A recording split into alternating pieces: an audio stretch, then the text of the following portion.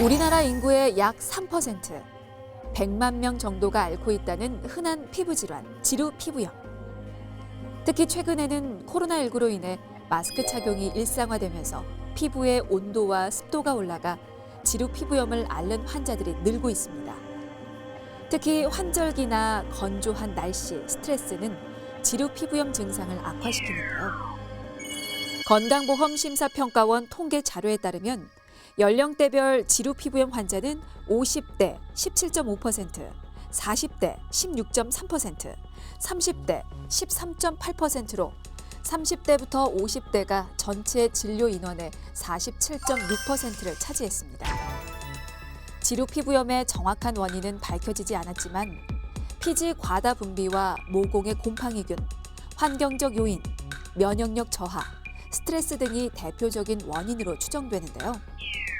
특히 피지선이 발달해 피지 분비가 왕성한 부위, 두피나 이마, 눈썹, 코 주위, 가슴이나 겨드랑이 등에 많이 발생하게 됩니다.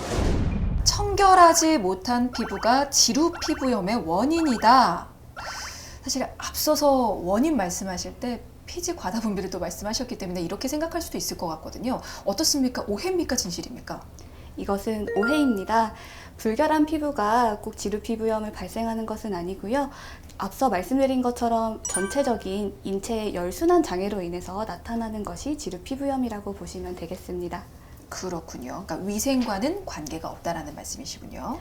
위생이 악화시킬 수는 있겠지만 직접적인 원인이 되지는 않습니다. 악화 요인이지 발생 요인은 아니다라는 말씀이셨습니다.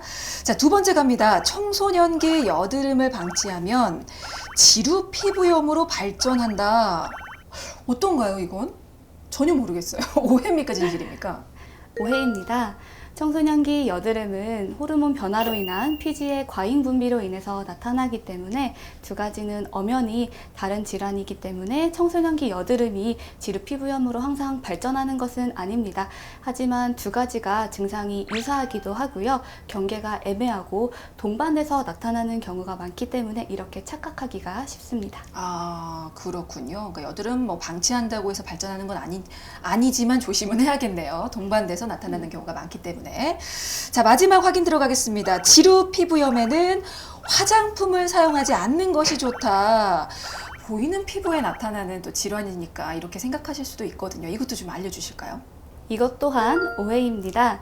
지루 피부염을 과다 피지 분비만으로 생각하시고 피지 조절 제품을 사용하시려는 분들이 많은데요.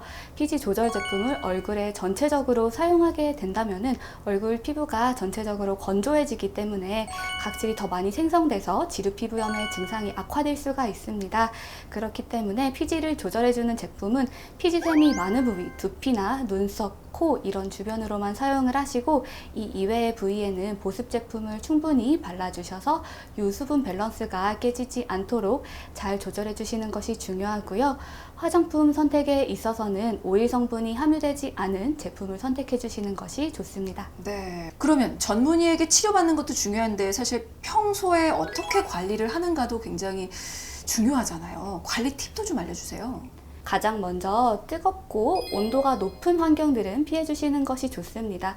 사우나나 찜질방 그리고 과격한 운동 후에도 얼굴의 피부 표면 온도가 올라갈 수 있기 때문에 진정 케어가 필요하고 그런 환경들을 애초에 피해 주시는 것이 좋습니다.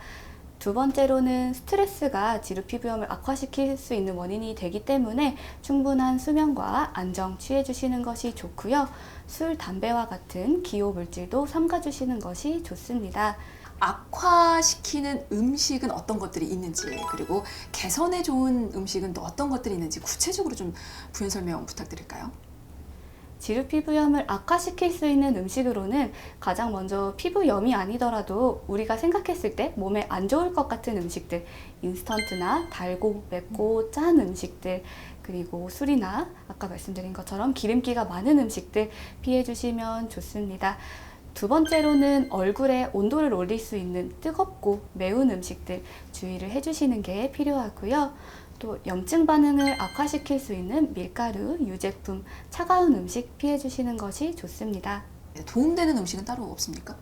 노폐물을 배출시키기 위해서 충분한 수분 섭취를 해주시고 또 항산화 물질이 많아서 미네랄과 영양소가 함유된 푸른 잎채소나 과일 섭취해 주시는 것이 좋습니다.